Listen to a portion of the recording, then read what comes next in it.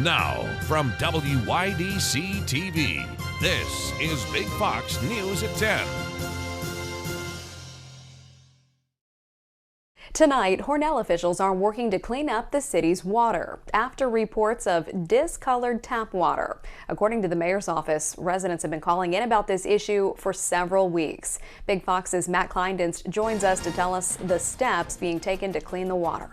Good evening, Ann. For weeks, Hornell residents have been dealing with discolored water when turning on their faucets. Now city officials are working to flush out the issue. I understand the frustration, from residents, and, we are certainly frustrated as well. Mayor John Buckley says water operators are working to resolve a water discoloring issue that affected residents for weeks. According to the mayor, the discoloration was caused by two problems. The first was the construction of two new tanks at the Hornell water treatment plant, which prevented the facility from doing its scheduled flushing of the system. Typically, we do flushing twice a year, once in the fall and once in the spring, but because of the construction of the two new tanks and the transition between the old tanks and the new tanks, we were unable to do that. The second problem was the excess rain over the summer kicking up minerals like iron and manganese into the system. We normally treat that with a chemical called sodium permanganate.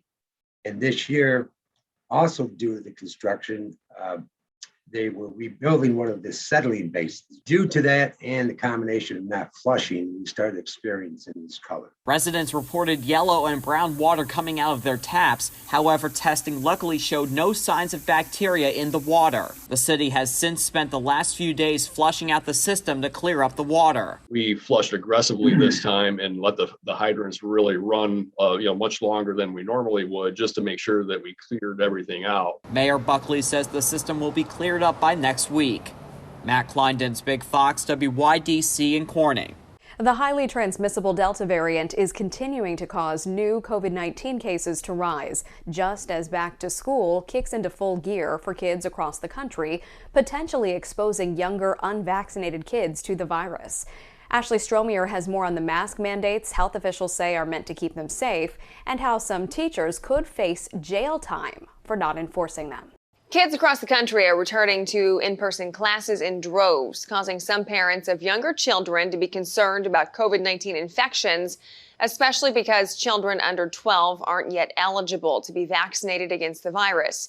Many health officials say their most important line of defense still remains facial coverings. Students need to wear masks. But while mandatory mask policies exist for many schools this year, some parents are not happy. I am not an anti-masker. I fully support anything that we can do. What I am against is abusing the power of the teachers. Tara Cole's son recently wasn't allowed to enter his Colorado school because he wasn't wearing a mask. She is now one of at least 10 parents suing the local health department for requiring schools to enforce mandatory mask rules. But teachers there believe they're in a tricky position.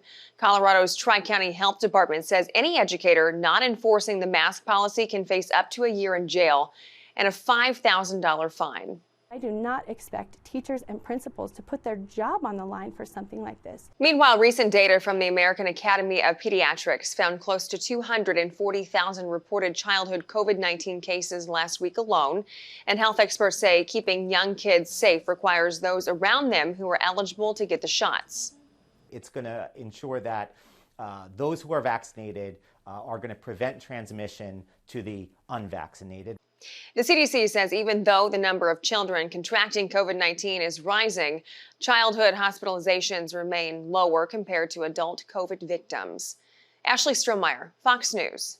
In an update from a story earlier this week, the Poultney woman on trial for the murder of her husband has pleaded guilty tonight.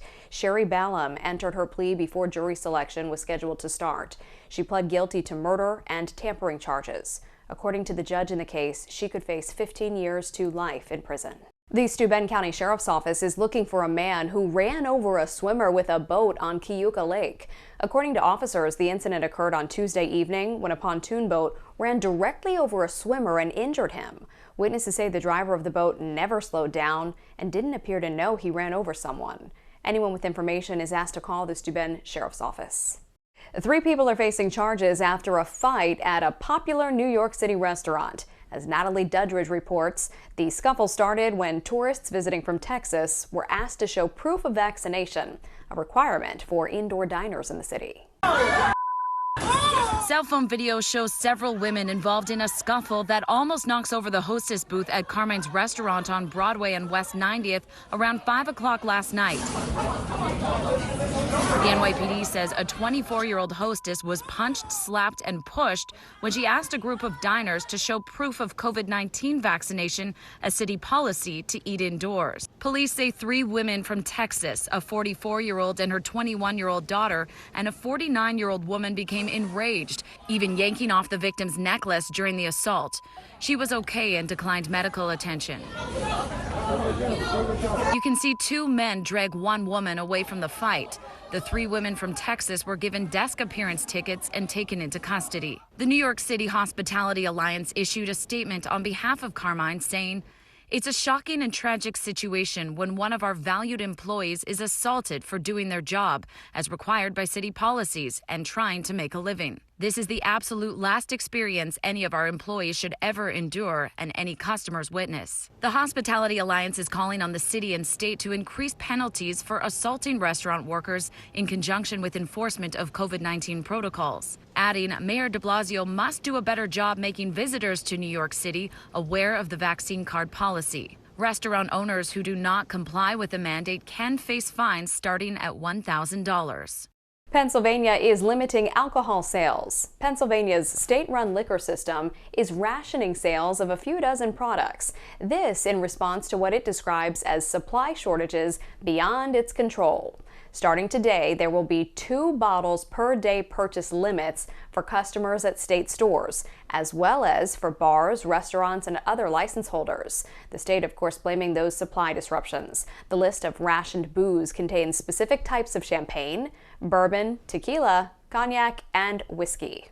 A top White House official is responding to the negotiations about a $3.5 trillion budget reconciliation package. Now, a key vote in the Senate is reportedly still not on board with the price tag. Democratic lawmakers are still trying to craft the legislation to make sure it can pass with enough support in both chambers. Madeline Rivera has the latest from Washington.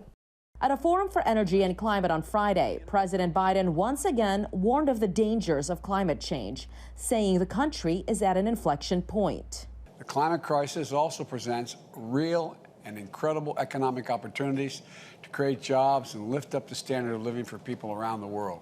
But a $3.5 trillion spending package that would include significant funding to address climate change is hanging in the balance. A new report says the president failed to convince moderate Senator Joe Manchin to back the budget resolution after the 2 met at the White House on Wednesday. Manchin thinks the price tag is too high. I'm not going to get into private negotiations. We never do. Private discussions the president is having, but I can tell you that we are making progress on this. The president reportedly told Manchin that his opposition could derail the $1.2 trillion bipartisan infrastructure bill. Progressive lawmakers have threatened to hold their votes if the larger package remains in flux, raising alarm. This is too critical. Failure is not an option. Roads and bridges and internet and lead out of water pipes is too important to American people. Meanwhile, Republicans are criticizing the higher taxes on the wealthy and corporations that Democrats have proposed to help pay for the social spending package. It is certainly not good for the economy and for the U.S. While the president and Senator Manchin made no progress in their talks, they reportedly agreed to keep their conversations going. In Washington, Madeline Rivera, Fox News. About 21,000 people are set to become U.S. citizens across the nation in the coming week. Today is Citizenship Day. And to celebrate, Secretary of Homeland Security Alejandro Mayorkas swore in 200 of America's newest citizens. It was one of 335 naturalization ceremonies being held until September 23rd. Today's ceremony was at the iconic Lincoln Center for the Performing Arts in New York. The U.S. Citizen and Immigration Services is also celebrating Constitution Day today, commemorating the signing of the U.S. Constitution on September 17th. An incredibly valuable painting from the 17th century has turned up at a church in New Rochelle, New York. Now, historians have been searching for it for roughly 50 years. That search might have continued forever if not for the keen eye of a local art professor. Karen Hua reports. When you walk into the Ryan Library at Iona College, you and I probably can't tell what hangs here is worth more than the building itself. but Tom Ruggiero can. I knew when I looked at it, I knew I was on a quest.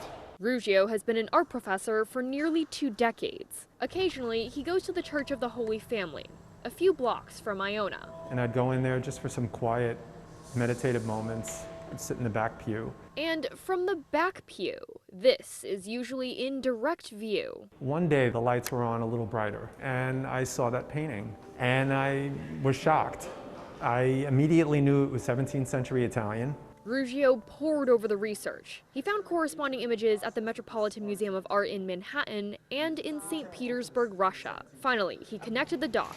This was done by Cesare Dandini, an artist from Florence. Art historians have been searching for it for about 50 years. This painting was thought to be lost for decades, so it was hiding in plain sight, essentially, in New Rochelle. The oil on canvas depicts the Holy Family, the Virgin Mary holding the Christ child next to Joseph and the infant St. John. And while Ruggiero has learned a lot, he says they're still unsure how exactly the painting got from Italy to New Rochelle. We believe that it may have gotten here by way of Rome from a previous Monsignor, or it was donated from a family. We're hearing 2 conflicting stories. I think we pretty much scratched the surface on this one. Still ahead tonight, the figures are alarming. Mass shootings sharply increased in a 15-month period during the COVID-19 pandemic. We have hit the perfect storm, because over the past 2 decades has been shaving of the mental health budget, reduction of resources for mental health services. Why researchers believe this type of violence is growing. Here's your local stock market update from Big Fox.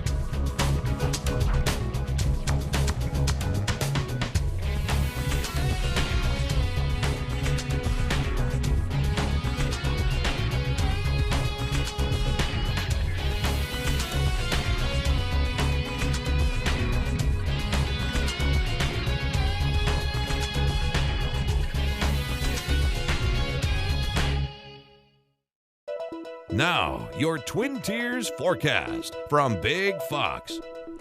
Tonight's Big Fox forecast is brought to you by William Mattar. Good evening, everyone. We are expecting another shot at rain as we head into the weekend. A few spotty showers, maybe even a thunderstorm or 2 for your Saturday with a cold front coming in. And as we make our way into Sunday, I am expecting a little bit more sunshine. However, we are going to start off with some morning fog, and the same situation on Monday. And then we have another front that will come through next week, and it is going to bring very chilly air back. It's definitely going to start to feel a lot like fall. So we do have a stationary front way to our south, and that's bringing a few showers along the coast for our area. High pressure has been building in and it's left us with quiet weather. But here's our next cold front marching through Minnesota right now. A few showers and thunderstorms associated with it. We're also keeping our eyes on a tropical system in the Atlantic, and you can see a lot of cloud cover from it. And there are some bands of rain that are moving into the Delmarva area as a result of this system. And so that system will be moving toward the northeast. But I think since we're going to be in between 2 systems, those winds will start to pick up on your Saturday, but right out ahead of that cold front. Once that cold front comes through, we are expecting much drier air to come in. That will result in plenty of sunshine for your Sunday. So we're going to have to deal with the rain for the next 24 hours, and then sunshine will win out by the end of the weekend. But here's a look at your planet for your Saturday. Temperatures in the 60s. It will be a humid day right out ahead of that cold front. Spotty showers will be possible, not only for the morning hours, but in the afternoon. I am expecting most of the rain to come in the afternoon. Temperatures around 77 degrees by 11, 80 degrees at 1 o'clock, and then we drop back down into the 70s as that cold front approaches from the west. So our future radar is showing this line of showers and thunderstorms coming in tonight. And we are expecting possibilities of a few showers as we wake up tomorrow morning. It's not going to amount to much, but then in the afternoon, our rain chances will start to expand and cover a little bit more area. as that cold front draws a little bit closer. At 6 o'clock, it looks like things will start to clear out, and I'm expecting sunshine to abound by Sunday. So here's a look at your forecast. Temperatures around 64 degrees tonight in Elmira and 65 degrees in Corning, 63 in Perkinsville. Highs tomorrow near 80 degrees in Elmira, 79 in Corning, around 76 in Perkinsville, and 75 degrees in Bath. So temperatures will be very close to normal. We are going to see those temperatures drop, though, by the end of the weekend behind that cold front. And then we warm up again to around 77 on Monday. Another cold front comes in Tuesday to Wednesday, setting off a few more showers and a few thunderstorms, and much cooler air for the second half of the week with highs only in the 60s. Anxiety, depression, substance abuse, and suicidal thoughts have all been on the rise during the COVID-19 pandemic. That's according to multiple studies. And now research shows another figure is increasing: the number of mass shootings in the U.S. That's defined as 4 or more people being hurt or killed, excluding the shooter. Mandy Gaither has more on why researchers believe this type of violence is growing in today's Health Minute. The figures are alarming. Mass shootings across the U.S. sharply increased in a 15-month period during the COVID-19 pandemic, according to new research. It is a situation where individuals are trapped, they feel desperate, and this is when the danger emerges.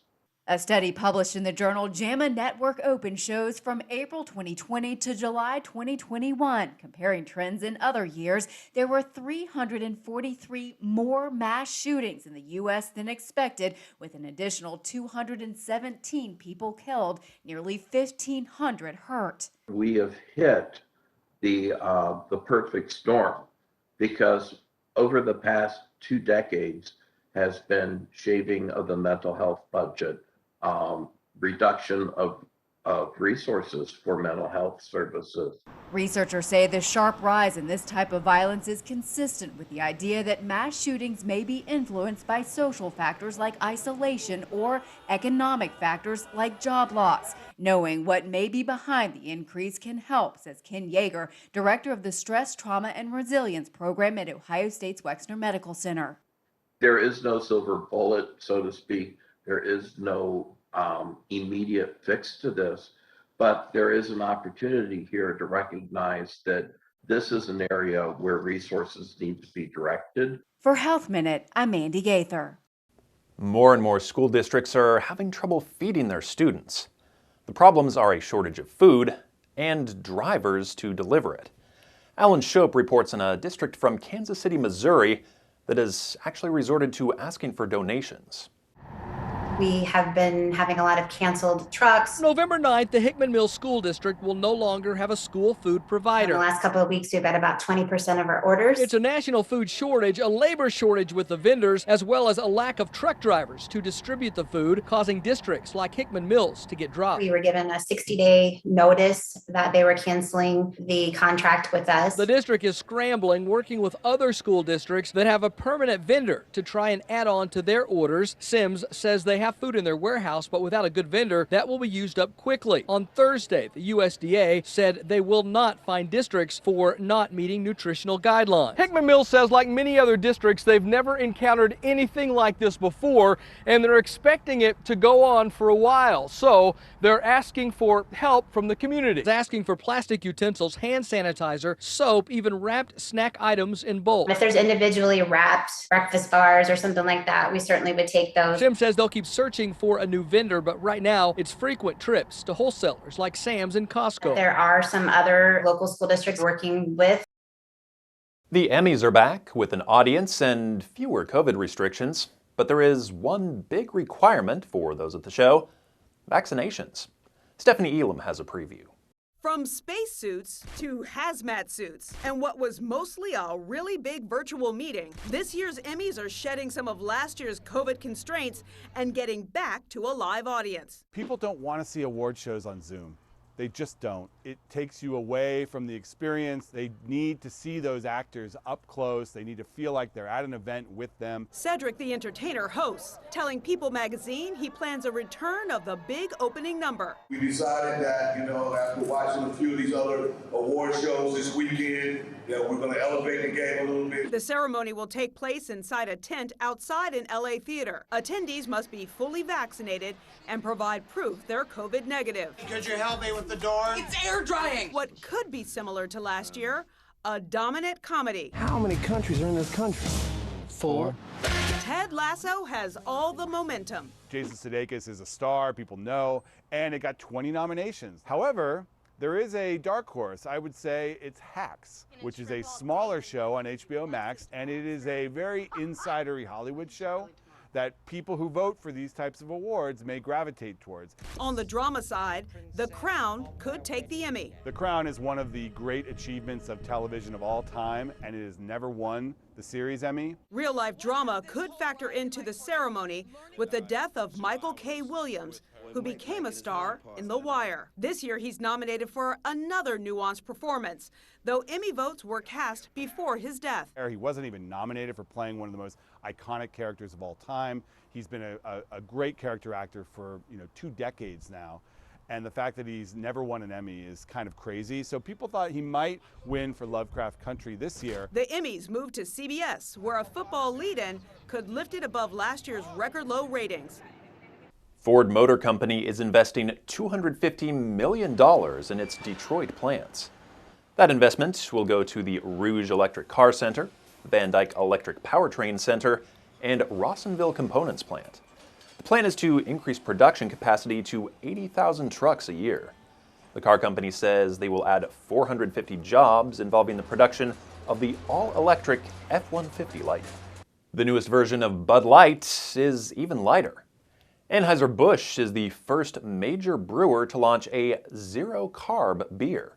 It's called Bud Light Next and comes as health-conscious consumers have sought out lighter beers in recent years. The company says its new beer is aimed at younger consumers seeking out the nutritional makeup of hard seltzer with the flavor of beer. The taste is described as light, refreshing, and clean with a hint of citrus. Bud Light Next is set to hit shelves early next year. A famous painting seemingly missing for decades was actually hiding in plain sight. Jeremy Roth has today's Take a Look at This. A 60-year-old mystery surrounding a priceless painting came to a conclusion inside a New York church thanks to a keen-eyed art professor. Iona College professor Tom Ruggio was visiting this church in New Rochelle when he spotted the work and was captivated. I was shocked. I immediately knew it was 17th century Italian.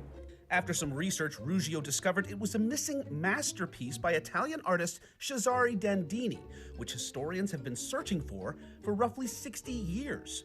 This painting was thought to be lost for decades, so it was hiding in plain sight. The work is now on temporary exhibit at Iona College's library, and as unanswered questions linger about the painting's worth and how it wound up in the church, the masterpiece mystery continues. A Missouri cave filled with ancient indigenous artwork recently sold for millions at auction, but the sale has sparked controversy. The site, referred to as the Picture Cave, is located on privately owned land west of St. Louis and is filled with hundreds of detailed images on its walls believed to be more than 1,000 years old. Tribal members of the Osage Nation, whose ancestors created much of the cave's work, had been in negotiations to buy the site, but were unable to agree on a price. To the tribe's disappointment, it sold for $2.2 million to an unidentified buyer. However, culturally significant sites like these are protected by state law, and experts say the sacred cave is expected to be preserved. For Take a Look at This, I'm Jeremy Roth. We want to leave you with a smile tonight. The all-civilian crew of SpaceX's Inspiration 4 mission is 2 days into their historic 3-day mission. Thursday was the crew's first full day in space. According to their social media account, they completed more than 15 orbits around the planet. Crew members trained for nearly 6 months to get ready for this trip. The 4 amateur astronauts are expected to fly higher than the International Space Station. The fully autonomous capsule they're riding in should fly them 357 miles above Earth. The journey of a lifetime. Thanks so much for being with us. Have a great weekend.